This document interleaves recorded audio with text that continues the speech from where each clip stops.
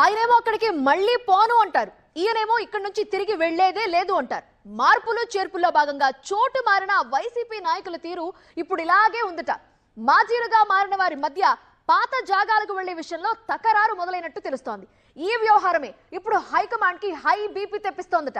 ఇంతకీ ఎవరా నేతలు, ఏంటా కథ? గిద్దలూరు వద్దంటున్న రాంబాబు, సొంత ఇలాకా కావాలంటున్న కుందూరు,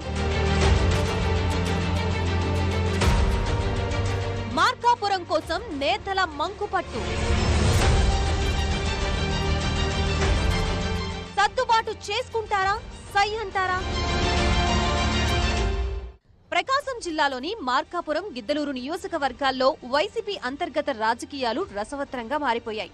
2024 ఎన్నికలకి ముందు ఆ రెండు నియోజకవర్గాల్లో కుండమార్పిడి ప్రయోగాలు చేసిన వైసీపీకి ఆ వ్యూహం బెడిసికొట్టి భారీ షాకే తగిలింది. రెండు చోట్ల కూటమి అభ్యర్థులే విజయం సాధించడంతో పునరాలోచనలో పడింది ఫ్యాన్ పార్టీ.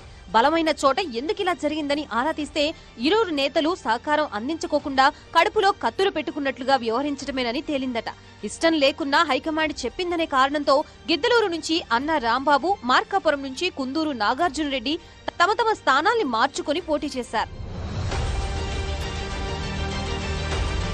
సాధారణ ఎన్నికల్లో ఇద్దరికిద్దరు ఓడిపోయి మాజీలైపోయారు. అయితే ఇప్పుడు మరోసారి మార్పు విషయంలోనే ఇద్దరి మధ్య గొడవ ముదురుతున్నట్లుగా తెలుస్తోంది.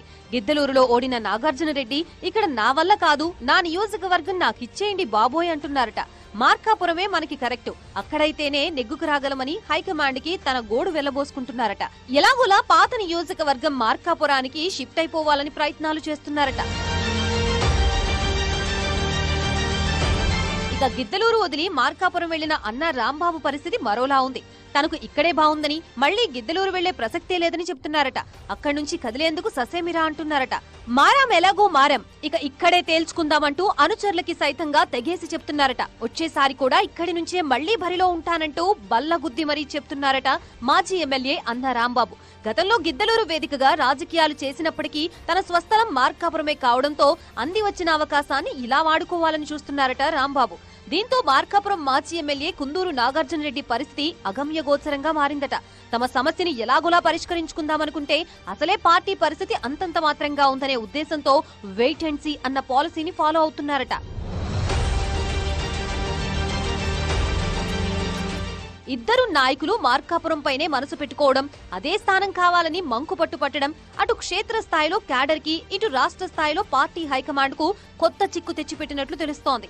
ఎవరి వెంట నడవాలో తెలియక వైసీపీ కార్యకర్తలు మల్లగుల్లాలు పడుతుంటే ప్రస్తుత పరిస్థితుల్లో ఎవరినీ కాదనలేం, ఎవరికీ అవునని చెప్పలేం అన్నట్లుగా ఉంది వైసీపీ అధిష్టానం పరిస్థితి. మరి ఇద్దరు మాజీల మధ్య మార్కాపురం విషయంలో ఎలాంటి రాజీ కుదుర్చుతుందో చూడాలి.